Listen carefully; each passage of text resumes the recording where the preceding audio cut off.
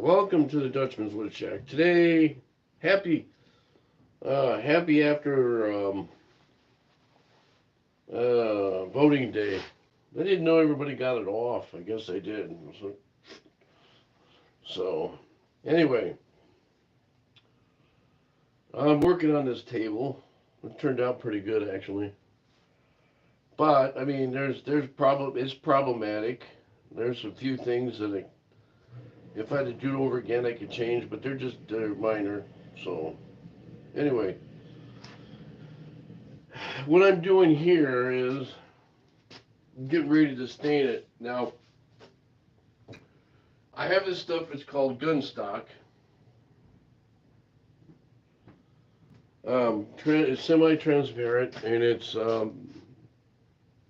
this stuff it's pretty good. I've used it before in a lot of stuff, and it actually turns out pretty good. But these two I thought were a little bit not good enough, so I'm just gonna leave them here.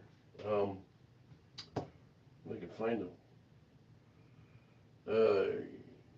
But yeah, the gun stock is a little bit deeper red, and I kind of like that. It's this dark red. The thing with that, you have to go over this a couple of times. So I know my light in here doesn't. It just depends on where I'm at. But yeah, so that's what I'm working on now. Hopefully everybody's vote counted. The majority did speak out, so no matter which side of the fence you voted on,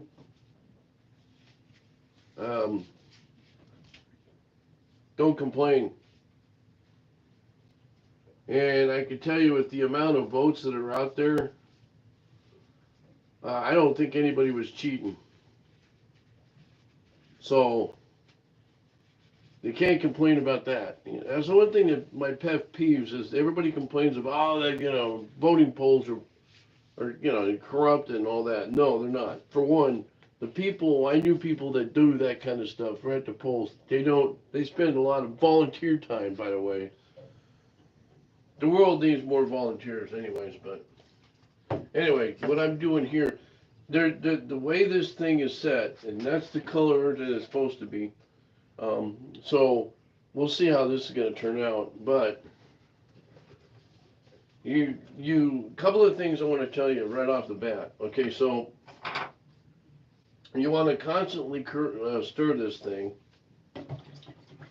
because the sediment in it, the pigment, can basically it'll go to the bottom. So you want to be able to see this. Keep stirring it to make sure that it's in there. But okay, so here's one thing I got to tell you right off the bat. When you sand this, when you're finished sanding, and you use one of these, see, this thing's about done. So I'm going to basically toss it. But if you go over this, and then you take your hand and go over it after you clean it off, and you still see a residue on your hand, well, that tells you it's just dirty. And you have to turn it around until you get to it. But this is basically trash. So I usually cut them up in quarters so I can keep it. They last longer. But that one there is not good. Okay, so what I'm going to use here is a piece of rag. Now I was going to use a brush. I don't know. Maybe I will. The rag actually works better than the brush because it's a rub on. I don't, unless I want it to soak in really a lot. The difference between the rag and the brush, the brush I got is a little bit smaller. It may take me longer, but I'm going to use this instead. Okay, so now here we go. Now this stuff I might have to go over twice, just so you know. I've got the bottom, this is the bottom part, all right? So, that's going to look good. That's going to look awesome. So, well, my idea here is I like making these things. I want to sell them, but I don't think I have some market in it around here anyways. And if any of you guys see me doing this stuff and you're interested in it, I mean, shipping across country is a pain, so unless you come and pick it up, there's a art studio that I belong to. They have it's called Fine Line Art Studio. They have a deal where they'll have a Christmas art show coming up next month, and I'll have my bowls there. But I'm thinking about bringing this with me and putting some bowls on there. That's pretty good, isn't it?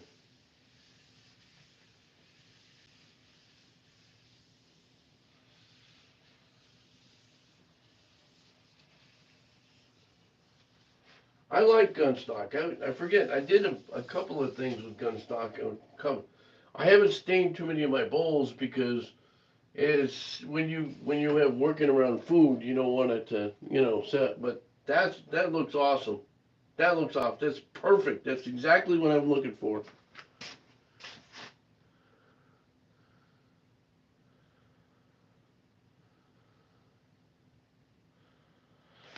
Hey Grizzly, what's going on? Hey Frost. Anyway, yeah, this is exactly what I want. So we're good with that. So now what I'm going to do is I'm going to flip it over. Now see, I've got stands on it. So now the other thing is you got to be aware of when you're doing this. Don't put it on anything. Don't put that on anything that's going to get dust on it, or do it in a dusty room.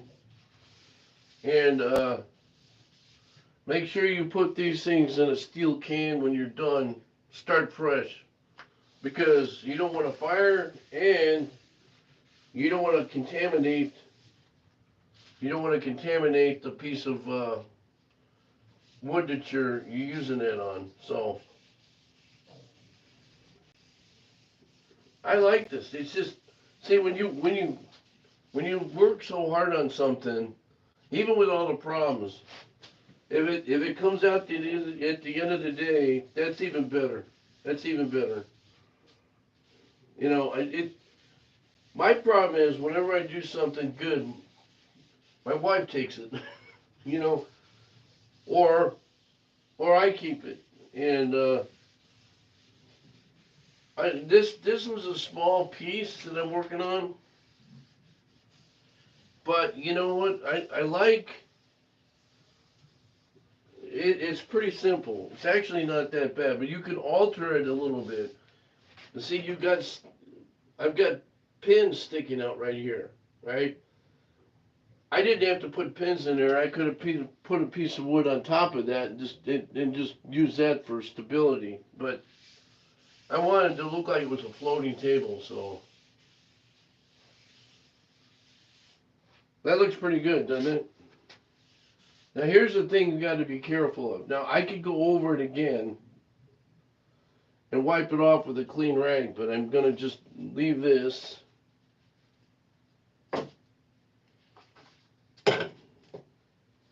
Here, like that. Now, this is what I'm telling you about. All right, this is what I'm talking about. Steel container. And why do I have this steel container? Because that's where all the dirty stuff is going to go.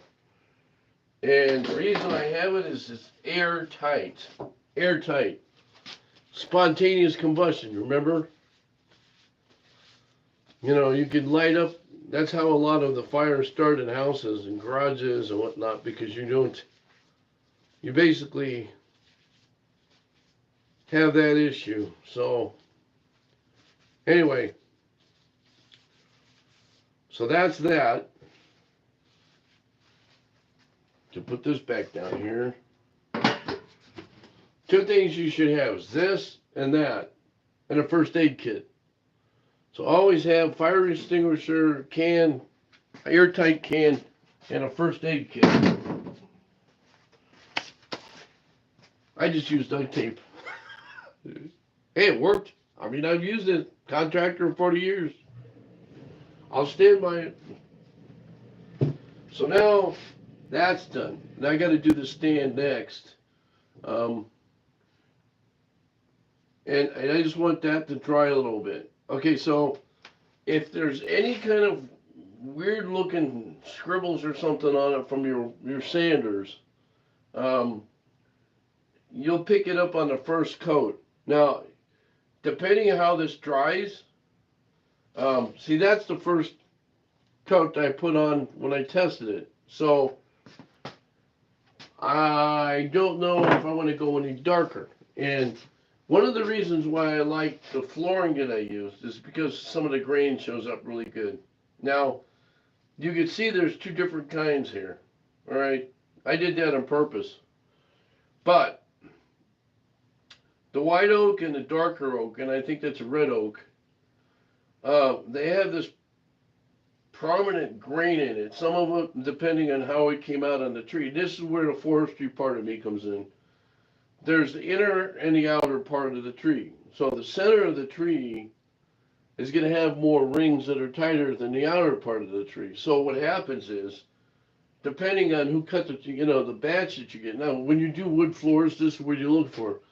Technically, this is being together like this wouldn't fly in somebody's kitchen floor or something. You would alternate it. Okay, so most of the time, guys would try and get the grains to match up a little bit. So it just depends on what you want. I like what I did when I glued this up. It was supposed to look like a surfboard, kinda. Unfortunately, I couldn't bevel this out enough underneath. I was trying to figure out how I could do that and round it off a little bit, but this is fine. The next one I make is going to be more like a surfboard, and I have to get the tool that I can use to bevel it. Now, the idea was to get the hand grinder and get a cheese grater and do it, and it's a lot of work doing it that way. I'm just experimenting, but this turned out the way I wanted it, so that's perfect, right? So now comes the other part, and unfortunately, I ran out of room, and well, I'm gonna have to clean this thing up and get a little bit more organized. Oh, yeah, so there's another thing about these. Okay, so I posted it yesterday. What do you think of that? Yeah, it's a gun stock. So that's what I say. Um,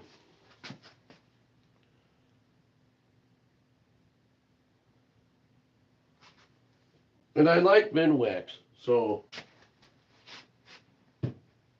now it's gonna dry.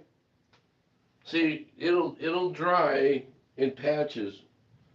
But it's the uniformity. The one thing you don't want in when you're putting it on with a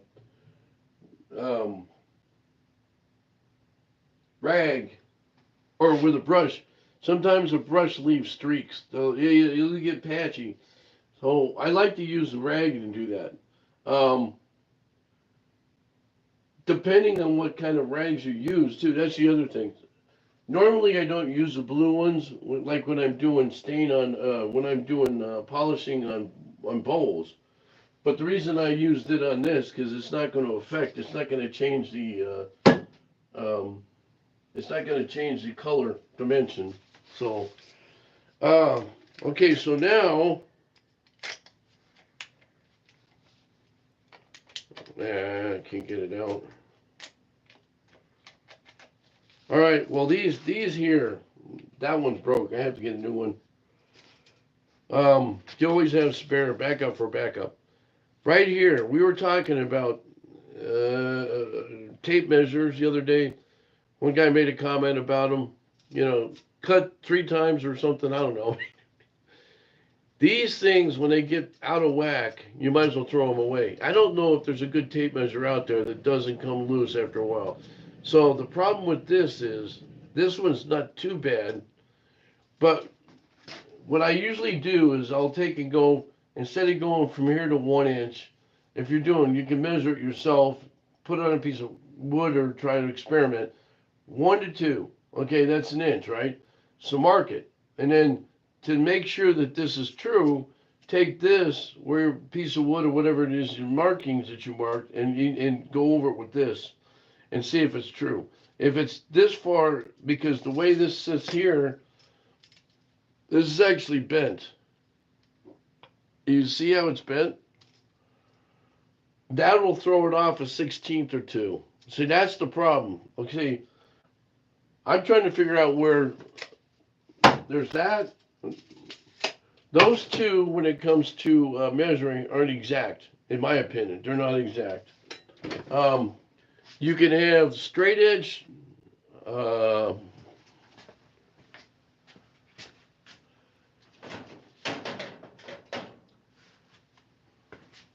like this. Am I square? Believe it or not, this thing is as old as I am. This is what I got when I was when I started woodworking. It was in 1976 to 77. So you could use one of these for exact. Then you could use one like this. If you need bigger ones, I've got bigger ones over there. They're T-squares or speed squares. But if you're measuring and you need a long run, what's the best thing that you guys use for that? I mean, those things are, these tape measures are frustrating because I get them right away and they'll last for a year or so, and then all of a sudden that's it. You know, they work their way loose. I don't think there's a tape measure out there that's worth the crap, to be honest with you.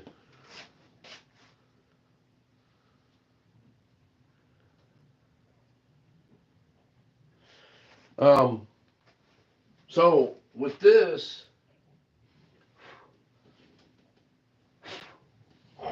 I need more room.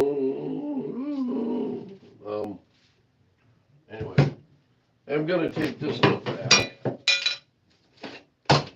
So hold your horses. Hold your horses.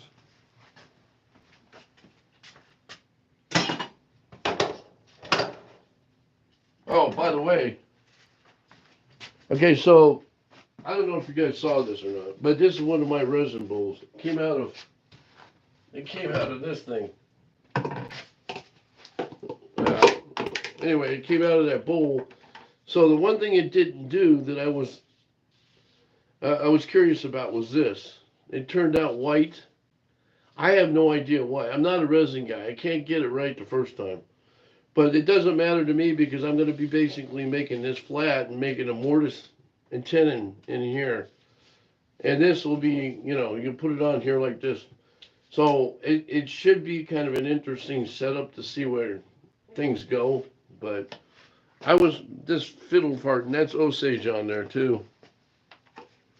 So.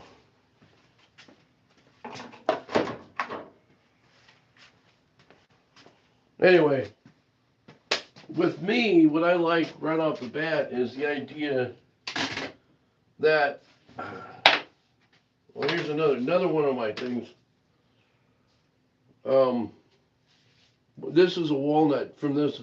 This is from the Appalachian Heritage Wood Shop, Gerald Vance. Check him out. All right, check him out. This is basically a nice piece I brought back from West Virginia. It's heavy. But it has, what I like is it has some good grain in it. So hopefully it'll finish up nice. This is just a rough one. I turned this to show you, and I wanted to see if it was kiln dried enough, and it looks like it's pretty good.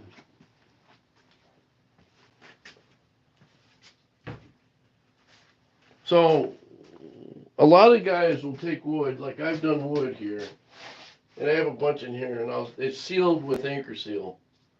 And basically this whole bucket is nothing but raw wood that I've sealed. Has to sit for X amount of days or months, in this case, and before you can use it. And that's not saying it, and this is where the knowledge of wood comes in. The more you know about the wood that you're using, the better off you are. And it's not frustrating. It makes it not frustrating.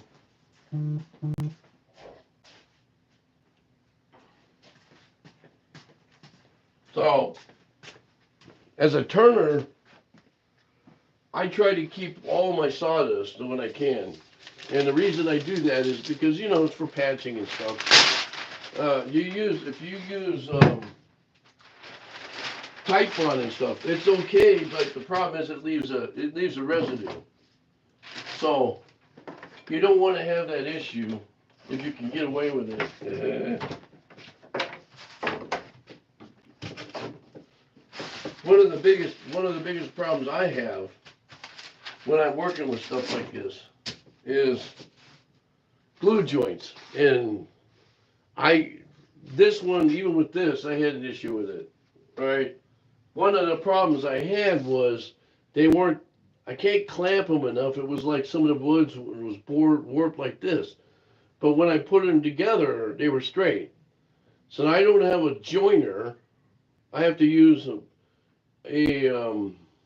thickness planer over here. And it's temperamental. Sometimes it works and sometimes it doesn't. But okay, so here's the stand. Oh, okay, with the stand.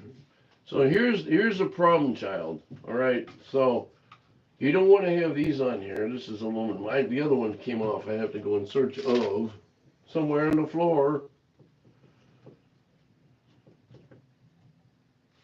Oh, come on, Jeff. Now, I didn't glue them, but I will when I go to put them in. The other thing is when you have steel aluminum rod, you want to do this. You basically want to take and taper the edges, because if it's straight, it won't go in. You got to get all the burrs off too. Okay, so then I know this is all set. So what I wanted to do is I'm going to flip it. Okay, so now what I do is I'm going to go over everything one more time, make sure. Yes, it wiggles a little bit. But, so, what I'm going to do with this is I'm going to fine tune it. So now we have a little bit of a wiggle, and I know that's off. It doesn't show when you go to put it up on the table. So it's level. These things are tilted just a little bit. You can cut them and make them be more level. But what I'm going to do is I'm going to put foam pads underneath them. And that kind of takes up the slack, So, a couple of things I wanted to go over real quick. Now, I won't bore you guys with me working on this, though. One thing I did wrong, and this is the reason why I say this. When I fastened this up, I used dowels, and I used 1/4-inch dowels. Lining them up on the corners was a pain. For one, you got to pitch. So when you go to clamp things, you had to do one at a time. I couldn't do two because it was pinching them like this, and it would go out further than I want. So now that I made a prototype, I'm going to make a. What you should do is get a real thin piece of Luan or something small with just like a 1/4-inch thickness. Put this on top of it. Draw circles around where all the legs are set. Then take and drill the holes just a hair bigger so that when you got a hole through, you could turn this upside down and set the legs in those holes to make sure that they're absolutely square with each other. This is where coming and making a jig is worth it. The making this top part was not a big deal. What I would have liked to do, and I was too chicken on this because I wasn't sure how I was going to do this, is to take, instead of having square wood, take and turn everything and have everything turned. So basically, the only thing that I wouldn't turn would be this. I'm always experimenting with stuff. And that with you guys too. I mean, if you've got time and you could salvage wood somewhere, get scrap wood, try it and see what it comes out like. I love doing this stuff. The problem is, with me, sometimes patience is not a good thing. So, but then my wife will tell you it's procrastination. My middle name is procrastination. So the Dutchman procrastination. You're kind of right in a way because I get chicken and don't want to do it. So anyway, I'm gonna go off right now and let this sit. I have to do some cosmetic stuff on this. Don't let you guys worry about that. And plus, I have to take and bevel this out a little bit. And I don't want to, run the machines while you guys are listening. Thank you. I'll go back on probably in a couple hours. Thank you very much. I hope you guys have a great day. Again, send me messages. If you're people from WRMN, thank you. For all the people that listen to the radio station in the afternoon, remember, he's on here, YouTube, from 3 to, listen from 3 to 6. 3 to 4 is the girls, and 4 to 6 is politics. And if you like politics, so darn the guys will do a great job on it. All the people going to there, thank you. And same thing with Marky B in the morning. All the people that are in all the other groups, like John P. with Cousins with and Russ's stuff. I can't thank you enough. I'm going to start writing everybody's name down here. People from Europe and Holland, thank you again. Again, if you're not a subscriber, give me a shout out. Subscribe to me so that when I come on, you guys can see me. Anyway, I'll let you go. If you're not making sawdust, you're not being creative. So, give it a program. God bless America. Thank God we're through this. Step 1. And remember, always be creative. Think outside the box. I think that's what's the matter with the politicians. They don't think outside the box. See ya.